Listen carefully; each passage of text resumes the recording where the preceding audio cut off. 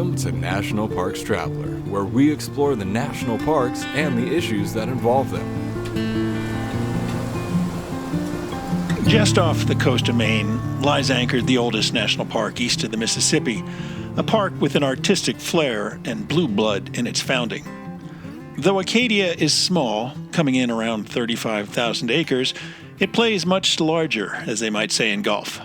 You can explore more than 40 miles of bucolic carriage roads on a bike or hiking, hike to the top of Cadillac Mountain, search tide pools for marine life at low tide, or kayak the waters around Mount Desert Islands. This is Kurt Repanshek, your host at National Parks Traveler. Acadia was the very first park I visited. That was decades ago, a young boy growing up in New Jersey on a summer vacation. It's just as amazing now as it was back then. In a minute, I'll be joined by Acadia National Park Superintendent Kevin Schneider to talk about his park, the challenges it faces, and how they're preparing for your visit this summer.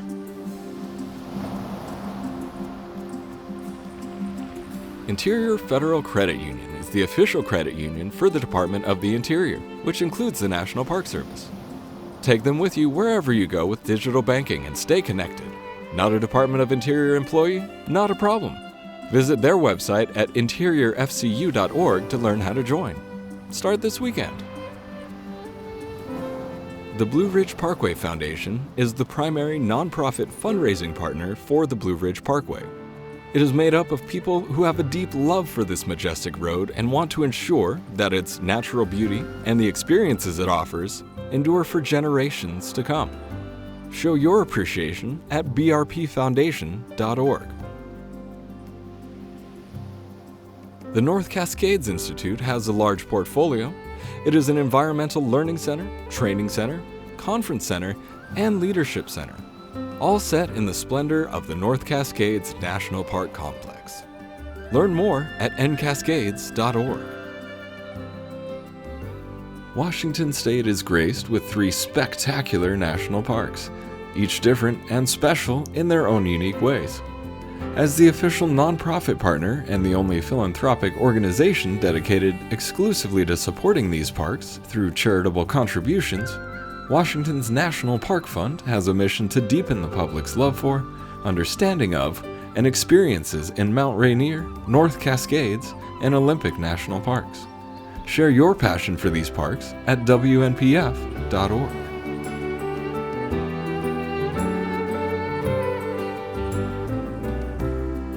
Growing up in New Jersey, I had the good fortune of having parents who liked to travel. My first ever trip to a national park involved a long drive to southern Maine and Acadia National Park. It was there that I first saw a tide pool with its curious marine life, and where I was thrilled by climbing rung after rung up the beehive. At least, I think it was the beehive. I mean, that was a long time ago. I was only about 8 or 9 years old, maybe 10. Come forward quite a few decades, and I've only been able to visit Acadia on a couple other occasions, unfortunately. Most recently was back in 2019 when I attended a workshop at the Schoodic Institute. To say things have changed at Acadia and its main gateway town, Bar Harbor, over the decades would be somewhat of an understatement. Visitation has greatly increased, and that has had some impacts on the park. But it's still an incredibly wonderful place for many reasons. To talk about those reasons and the challenges facing the park, today we're joined by Acadia Superintendent Kevin Schneider. Welcome to the Traveler, Kevin. Thanks, Kurt. Appreciate you having me on here. We're happy to. Now, you've had an interesting path to Acadia, Kevin. You arrived there in January of 2016. Before that assignment, you were Deputy Superintendent of Grand Teton National Park.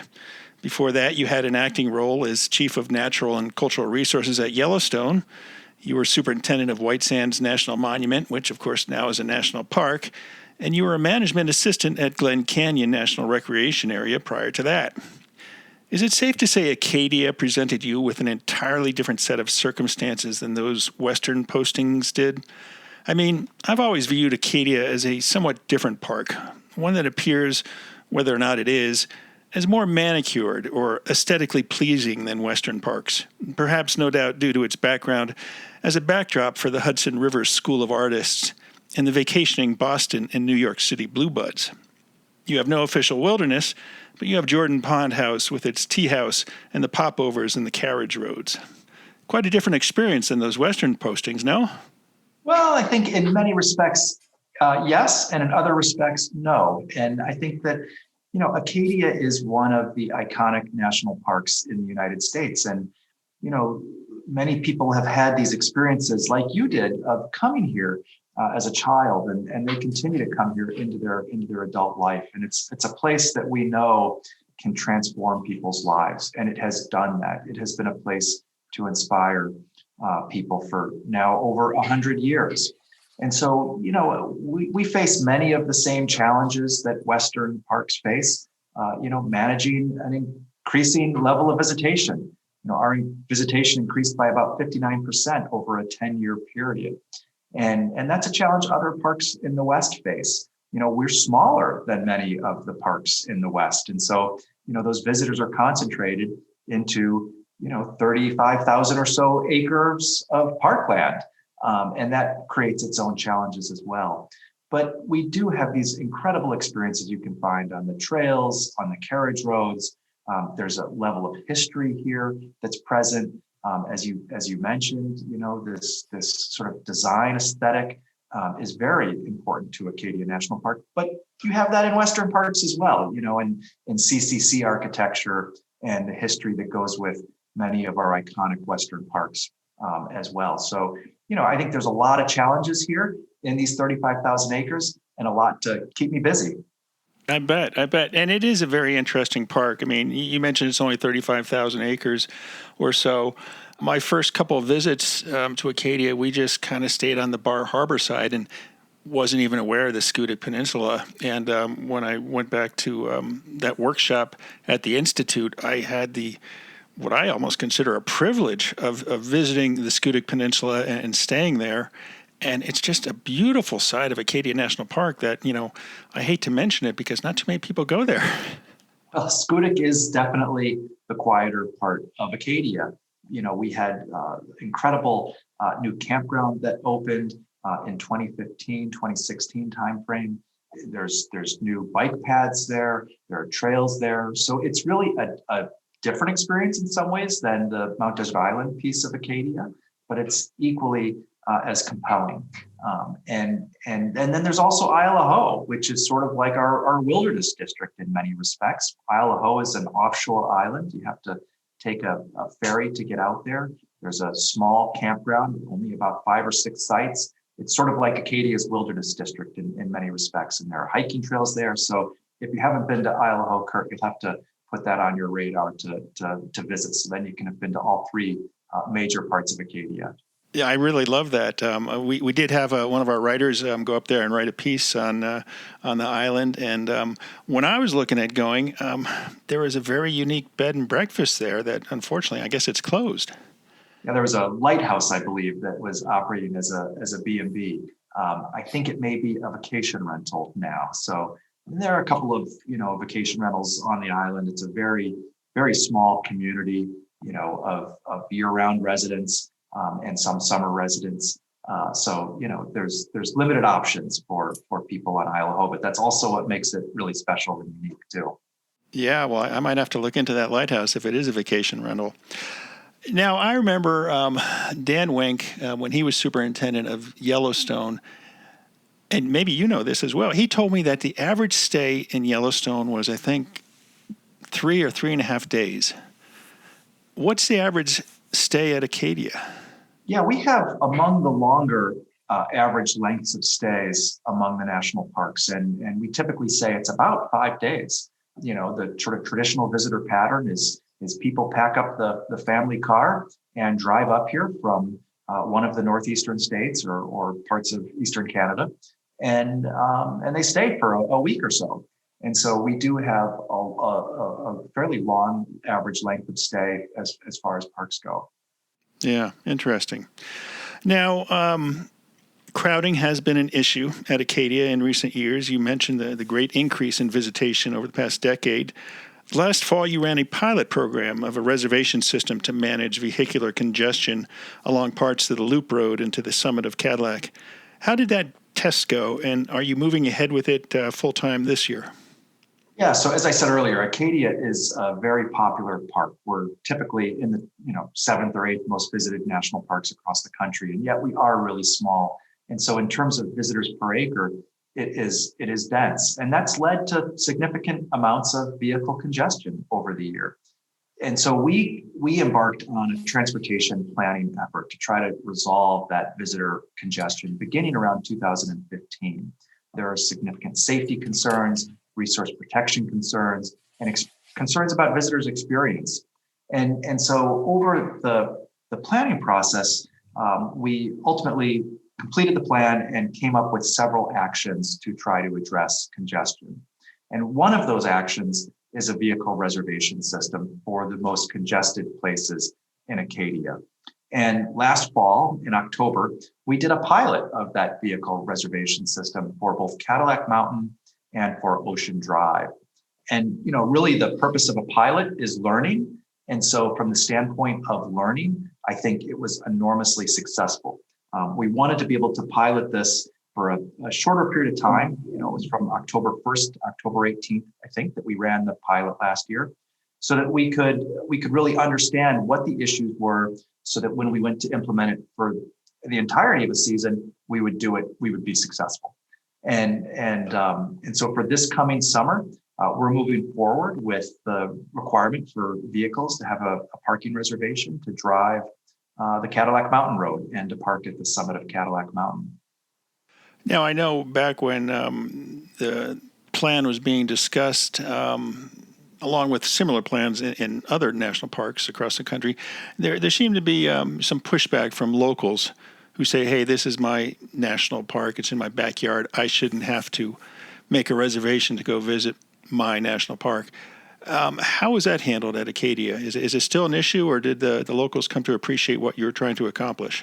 Well, so we're focused right now on Cadillac Mountain, which is just a piece of the overall sort of visitation at Acadia. There are many other places you can go in Acadia that don't require a vehicle reservation. You can drive Park Loop Road this summer without a vehicle reservation. You can hike nearly any of our trails without needing a reservation. You can access the carriage roads without a reservation. So, I think we've done a good job of communicating the needs and the challenges that we face on Cadillac Mountain. And as an example of that, we have 150 parking spaces at the summit of Cadillac. And on a busy day, we'll have as many as 450 or 500 cars parked at the summit for sunrise. And so anyone who lives here, I think, sort of understands that something has to change, that this isn't sustainable. And when you have, 500 cars in a 150 car parking lot, you literally have people double parked. You have people parked on the resource, on the grass, on the vegetation. You have people blocked literally everywhere. There's not a stone to block them. And that's not the kind of experience we want to be providing. Be able to give people more certainty so they can plan ahead and know that, yes, I'm going to find a place to park, or no, I won't. So I'll try a different experience, try something else is important. We've also had to close Cadillac Mountain. We close it typically 50 to 80 times a summer because of congestion and because of over parking. And so, and we're not even operating typically at sunrise. If we were, we'd be closing it every sunrise morning when the sun is out. And so the reservation system really allows us to address the safety concerns that result from that and the visitor experience concerns. When there are that many cars at the summit of Cadillac, if someone has a heart attack on the summit, it would be impossible for a ranger to be able to respond to them with an AED or for an ambulance to get to them in a timely fashion. When the previous time, I think 2005, I was able to take my wife up to Acadia. My parents had lived at Cape Cod at the time, and so before we went down to Cape Cod to visit them, we went to Acadia so I could show her that. And we took the long way to the summit. We took the South Cadillac Mountain Trail, and that's definitely a more relaxing, enjoyable, and in my view, much more picturesque approach to the summit. Yeah, that's a wonderful hike, and for folks who are interested in it, it's a great way to get to the summit. And things like that won't require a reservation, so you'll still be able to hike up Cadillac without a reservation. You'll be able to bicycle up Cadillac Mountain without a reservation. You can take an e-bike or a conventional bike up Cadillac without a reservation. So there's still other opportunities for people to get up the mountain who may not be able to get a parking reservation. Yeah, with that amount of traffic going up there, whether it's 150 cars or 500 cars, as I recall, the facilities, there weren't a lot of restroom facilities up there. Is that a need that you have to revisit, or are you managing with what you have there? Well, I think we'll be able to manage with what we have with the sort of visitor volumes that we're going to have with the reservation system, and we'll be okay. Good to hear, I'm sure. Now, another source of crowding in recent years has been the cruise ships that come to Bar Harbor and on a daily basis during the summer, and they release their hundreds or maybe thousands of visitors. And I know in years past they would all get into a bus and go up to the top of Cadillac for the view, or in more recent years I think there was a restriction on smaller vans. And I've been reading that the town council in Bar Harbor has been rethinking the cruise ship situation on whether or not cruise ships should come to Bar Harbor. Is there an update you can give me on that? Yeah, so we want to make sure that we are prepared to handle visitors however they get here, whether they get here on a cruise ship, whether they get here on a bus, or whether they get here in their private automobile. With the pandemic, obviously cruise ship visitation really hasn't been occurring last year, and they're not expected to return to Bar Harbor this summer as well due to the pandemic in any kind of great numbers. You know, we may see some of the smaller sort of boutique cruise ships that come here, but not the larger ships. And what we really want to focus on is how they come into the park and what our piece of it is. And so as part of that transportation plan that I referenced, we really thought about how do we make sure that we address cruise ship visitation. We worked with the cruise ship industry to sort of understand what their concerns and issues were. And from our perspective, one of the challenges is these large motor coaches. And the vast majority of cruise ship passengers come into Acadia, they come in on full-size motor coaches. And the challenge for us is that our roads are historic roadways. They were built in the 1920s into the 1940s, in some cases by the CCC. And we manage them as historic assets. They're listed on the National Register of Historic Places, and they kind of get to that sort of sense of landscape architecture and design that you talked about earlier, Kurt. And so, you know, large motor coaches don't fit those roadways. They don't fit the geometry of the roadways. You know, you can't drive, for example, a large motor coach up to the summit of Cadillac Mountain without crossing a double yellow line on essentially a blind curve.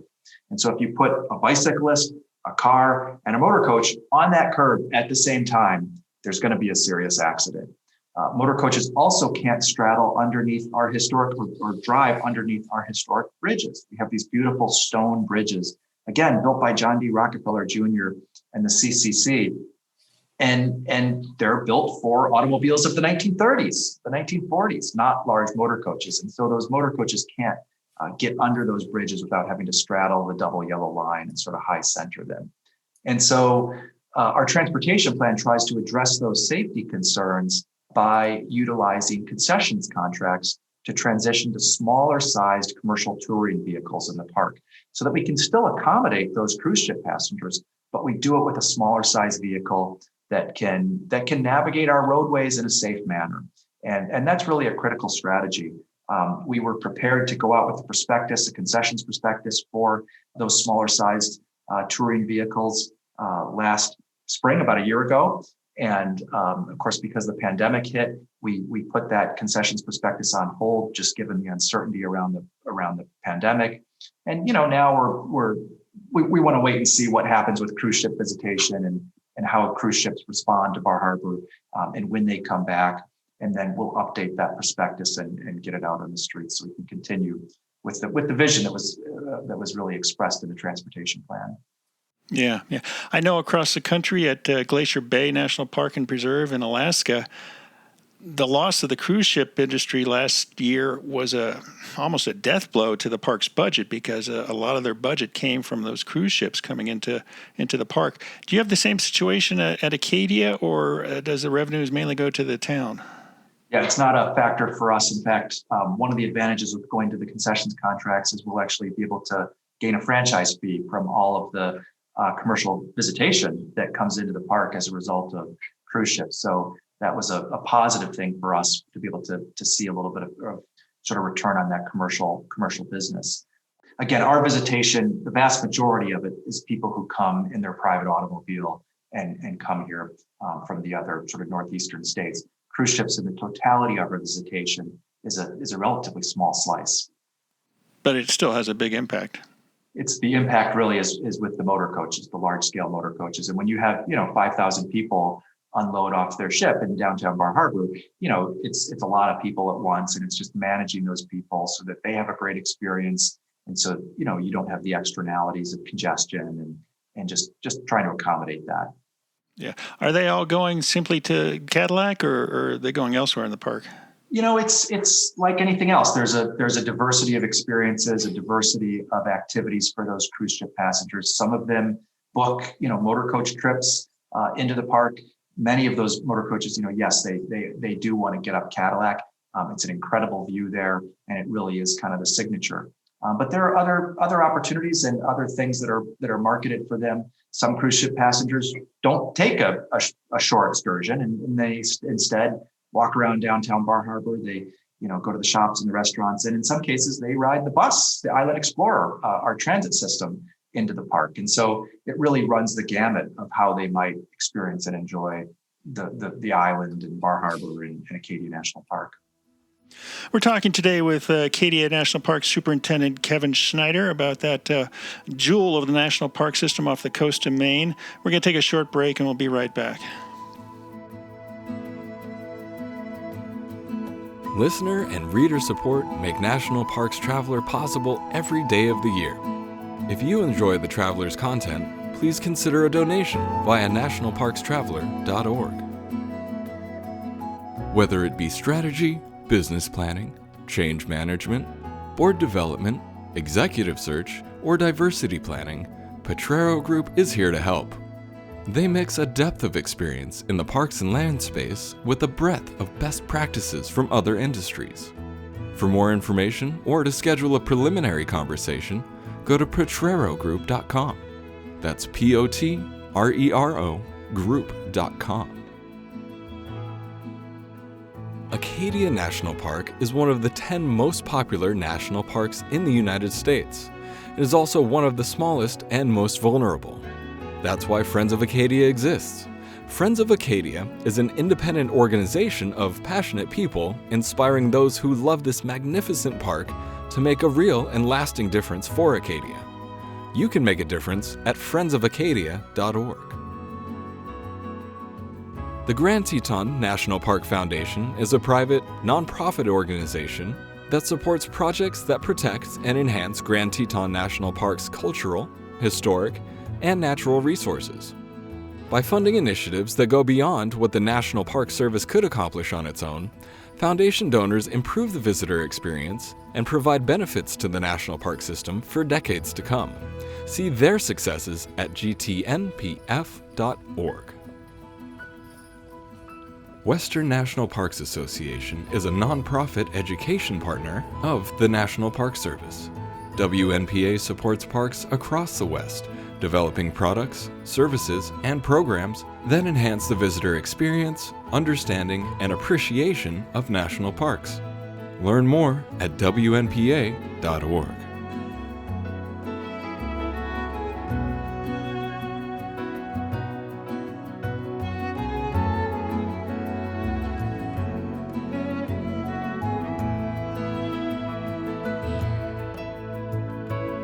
Kevin, you mentioned the Island Explorer right before the break.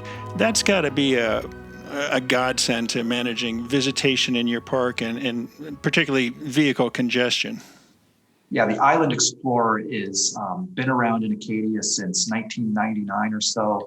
It is a fare-free transit system that runs throughout the park, and it really is crucial in helping to address congestion in Acadia. We carry almost 600,000 passengers a year in a normal year on the Island Explorer. And obviously this year and last year are anything but normal. But it really plays an important role in getting people around the park and connecting them to their hotels and in the communities. I think that's one of the things that's really unique about Acadia is that the park is very much a part of the communities, and the communities are very much a part of the park. And the Island Explorer reflects that because it runs from the park to the towns on the island and really allows you to patch together a visit both to the communities and to the park. Yeah, it's wonderful. That's for sure. I'm sure many other parks would love to have something similar. The Great American Outdoors Act, it was passed last year, and it's starting to funnel money into the national park system. And I see Acadia is getting some funding, at least for one project, to replace the maintenance facilities at McFarland Hill headquarters. What can you tell us about that work? Well, first of all, the Great American Outdoors Act is an incredible piece of legislation that's really going to be transformative, I think, in our national parks. Much like Mission 66 was in the 1960s, to prepare for the baby boomers to visit parks. Great American Outdoors Act is a huge investment in addressing visitor facilities and curing deferred maintenance throughout America's national parks. And we're really excited. I'm proud that Maine's congressional delegation was all supportive and sponsors of the legislation and played a critical role in helping to get it across the finish line. So here at Acadia, we have, as you can imagine, a number of needs that relate to deferred maintenance. We've got a $66 million deferred maintenance backlog. And so we're in the process now of trying to package together various projects that could compete for funding under Great American Outdoors Act and really try to make a difference for our visitors in terms of their experience here and what they encounter when they're in the park. We want to make sure that restrooms are in good shape, that they have water and wastewater systems that function and that aren't on the brink of imminent failure. We want to make sure that our campgrounds are in good condition so visitors can enjoy the park. And so we're sort of packaging our projects together for funding in Great American Outdoors Act. Our maintenance building is a project that has been the subject of a lot of discussion over the last couple of years as the legislation was being considered. It really underlies everything we do here at Acadia. It is, all of our sort of maintenance activities take place out of that building, and yet it was built in the 1960s as not to be a maintenance building. And part of it includes a basketball gym for folks that were stationed here at that time. But it's literally, the cinder blocks are literally returning to sand. It's uninsulated, vastly undersized. It's structurally unsound. It was declared structurally unsound in 2011. We're sort of just waiting for a hurricane to come up here and blow the roof off the building. And so that's one of our top priorities because it really gets to the backbone of our infrastructure here at Acadia. And so we've been fortunate that that's been identified earlier before Great American Outdoors Act in the line item construction program for funding as part of the president's request for funding. So it's something that is really critical to our needs here. Yeah. Now, unfortunately, the Great American Outdoors Act is not the be all and end all. I think it's going to funnel $1.3 billion a year for 5 years into the park system as a whole. And you could count 2 or 3 parks on your hands that could gobble all that up in one fell swoop. Because of the maintenance backlog and because of congressional funding for the Park Service, friends groups have really been pressed to step up. And you're certainly the beneficiary of one of the greatest friends groups in the country, the Friends of Acadia, who's just done some marvelous work with you and your staff and with your predecessors in terms of making ends meet there at Acadia. And I know, didn't they just step in a year or so ago to help with the Bass Head Light acquisition? Yes, you're exactly right, Kurt. And Friends of Acadia has been instrumental in helping us actually cure deferred maintenance for many years. Friends of Acadia was the first park in the country to establish endowments for the park. And so we have endowments for our trail system and our carriage road system. The carriage roads were in such a state of disrepair that they were basically hiking trails back in the 1980s. And Friends of Acadia, that was what really galvanized Friends of Acadia, I think, to sort of start getting involved. And now our carriage roads are in great condition. It's not to say there's not plenty of deferred maintenance on those carriage roads, but you can enjoy a bike ride on all 54 miles of carriage roads in the park and have a fabulous experience. We're actually going to be rebuilding the carriage road around Eagle Lake this summer, so there will be some impacts there, but that's a positive thing to address sort of some of the underlying infrastructure there. Our trails also are in good shape thanks to Friends of Acadia. I mean, we've been able to address a lot of our deferred maintenance issues thanks to these endowments. It's also allowed us to hire and retain a trail crew and then maintain those trails to a really high standard. So for example, again, as you mentioned at the beginning of the discussion, Acadia has this historic nature to it. And so our trail crew will go back and they'll look at historic photos of a trail in the 1920s to figure out how the trail crossed the stream in the 1920s. And they'll restore it to that condition today, rather than just, putting any old bridge in. They'll do what was historically appropriate. And I think it's because of the Friends of Acadia endowment that we have the luxury of being able to work at a higher level and with a staff that we can retain for many years, who really are craftsmen for those trails. So we're very fortunate to have a partner that is invested in deferred maintenance, but in other projects as well. Friends of Acadia is helping us with initiatives that relate to youth education, and with initiatives that relate to climate change and making sure that Acadia's resources can be sustained in the face of a changing climate. Yeah, I'd be curious if your crystal ball is working in terms of looking down the roads. I know a lot of friends groups, cooperating associations, they came about to provide that margin of excellence for a national park as opposed to funding maintenance needs or whatnot. And in recent years, we've seen a lot of friends groups being asked to help out. I mean, Yosemite Conservancy, I think they came up with $20 million to help with the restoration of the Mariposa Grove. And you can just go down the list, whether it's Yellowstone or Apostle Islands or whatnot, where maintenance groups are providing what many would say is the responsibility of Congress to fund. Any idea, looking down the roads 5 years or 10 years, will that reliance on the friends groups return to just the margins of excellence projects, or will they be expected to help pay for some of the day-to-day needs? Well, I think the idea that there's this sort of bright line isn't necessarily true. I mean, I think friends groups get involved in things that are somewhat day to day. So, for example, Friends of Acadia helps groom the carriage roads in the winter for cross-country skiing.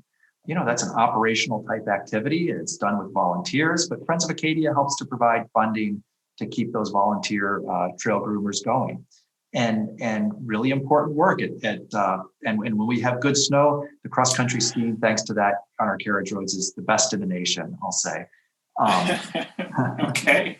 And so, and I'm a fan of skiing. So I'm living in the Rockies. I might disagree with you, but sure, why not? Well, I'll challenge you to come out here, Kurt, and go for a ski with me when we've got snow. The trick is we don't always have snow, and winter can be a little bit fickle along the coast here. Challenging. And so, I think that friends groups are clearly going to get involved in places where they feel like they can be successful at raising money. Donors have to want to fund certain things. And we're never going to ask Friends of Acadia, for example, to fund the reconstruction of our maintenance building. That's just not something that donors are going to get excited about in all likelihood. We're probably not going to ask them to fund the rehab of a water system or wastewater system. Again, that's not the kind of thing that donors are going to get excited about. And so, I think we need to look at what our needs are. We need to work with our partners, obviously, to understand what is something that they can take and sort of sell to donors.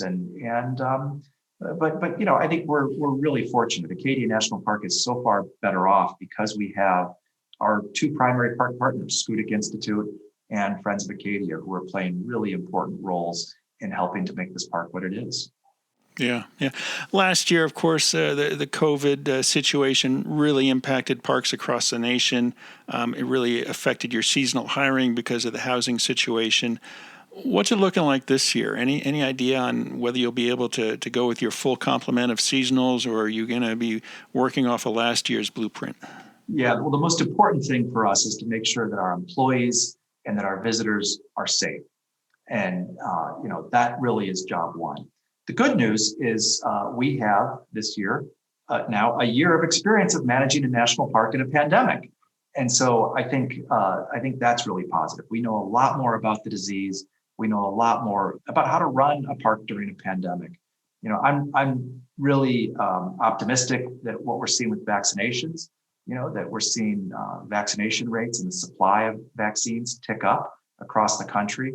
I think that really bodes well for our nation as a whole and for parks as well. So, we're going to, of course, require visitors to wear masks when they're indoors. We're going to require visitors to wear masks, when they're on an Island Explorer transit bus, for example. We're going to make sure they're wearing a mask when they're queued up for that bus, when they can't be socially distant while they're outside. And so, that's really important, having that flexibility. We're going to run the Island Explorer this summer. It may be a little bit different. Clearly there may be limitations on the number of people that could be on board the bus at one time. There are probably going to be fewer routes this year, just because we're going to have some of those routes with more frequency, given the limitations on the number of people that could be on board those buses. But I'm optimistic for this summer. I think we're going to see a strong level of visitation. Last year we really saw in the second half of the year, the months of August, September, October, visitation really rebound quickly. And so I think that's going to be the case this year as well. It's clear people want to be outside. Being outside is perceived as being safer, and is. And so, this is a great place for people to come. Does that increased visitation create problems with you in terms of your seasonal hiring? I know, talking to some of your colleagues, whether it was Yellowstone or Zion, obviously, or Crater Lake, that there was just an influx of people, and a lot of them perhaps were newcomers to the national park system and weren't really savvy on how you behave in a national park or what you should do or whatnot. Does that create a problem for you at Acadia? Well, what we saw last year, our visitation, sort of in the off-season months, like last April, was actually higher. And it was reflected a lot of, I think, folks who live in the area coming to Acadia. Schools were doing remote learning or were canceled. And so a lot of people were coming to the park.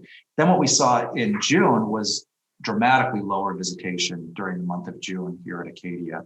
And beginning in about July 4th, we started to see the trend reverse. And week by week in July, we started to see increasing levels of visitation closer to normal. By August, we were basically at almost normal levels of visitation, within a single-digit percentage level being off of our normal levels.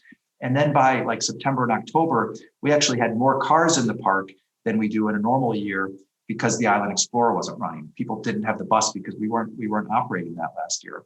And so for 2020, we were down about 22% or so in our visitation level. Again, because we really got off to a slower start at the beginning of the year. Whether or not we saw a different demographic of visitors, it's hard for us to say. We don't have good data on that. We didn't see, the significant level of sort of trash or sort of problems associated with visitation that maybe other parks did. We didn't really see that occurring here at Acadia, fortunately. Well, that's good to hear. Anything else visitors heading up to Acadia this summer should be aware of? I think I would advise people to make sure they check our website before they come, and pay attention to what both park and state COVID requirements might be and guidelines might be. And you can find that information on our website. Make sure you get your reservations. If you want to drive up Cadillac Mountain, those reservations will start going on sale about 90 days out. And then another batch will go on sale within 2 days of the reservation. So that way, people who want to plan ahead can be accommodated, and also people who plan at the last minute can be accommodated as well and have a shot at making their reservations. Right. Do they run all year long, or do they stop at Labor Day? Yeah, so we'll run the reservation system for Cadillac from just before Memorial Day all the way until mid-October, which really is when the height of our season is through that whole period of time. Yeah, it seems that things are just stretching out more and more. They are. Well, Kevin, thanks so much for making time today. It's good to hear what's going on at Acadia, and look forward to catching up down the road to see how the system works during a real busy summer. Thanks, Kurt. Pleasure to speak with you as well, and come see us in person here. I'll do that. That's our show for this week. We hope you enjoyed it. Next week, we'll be heading back west to Capitol Reef National Park in Utah to learn a little bit about the fruta orchards that bear fruits and nuts and which date back more than a century. For The Traveler, this is Kurt Repanshek. The composers and musicians at Orange Tree Productions have created a unique collection known as the National Park Series that has grown to include more than 30 CD titles. Composed against the backdrop of a park's sounds of nature, these musical scores will connect you with these beautiful places and take you there, at least in your mind. This collection is the #1 selling National Park audio series in the world and provides the background music for National Parks Travelers podcasts. Visit them at orangetreeproductions.com. Editing and production work for the National Parks Traveler podcast series is done by Splitbeard Productions. You can learn more about us at splitbeardproductions.com. National Parks Traveler is a 501c3 nonprofit media organization that provides daily editorial coverage of national parks and protected areas. Traveler's coverage is made possible by reader and listener donations. Visit us at nationalparkstraveler.org.